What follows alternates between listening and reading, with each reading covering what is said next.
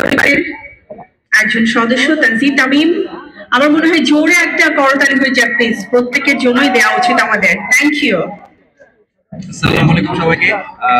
আশা করি সবাই ভালো আছেন। আজকে রিব্যাক হার্লেটের এই অনুষ্ঠানে আসতে পেরে সত্যি অনেক ভালো লাগতেছে। সবার কাছ থেকে শুনলাম সবকিছু অলরেডি সবাই কভার করে ফেলছে যে আসলে রিব্যাক হার্লেটের প্রোডাক্ট সম্পর্কে সবকিছুই বলা হয়েছে। তো আমি জাস্ট আজকে খুব ভালো লাগতেছে একটা জিনিস শুনে যে বিএসটিআই থেকে অনুমোদিত এই জিনিসটা আসলে একটা নতুন মাত্রা যোগ দিবে রিব্যাক হার্লেনে।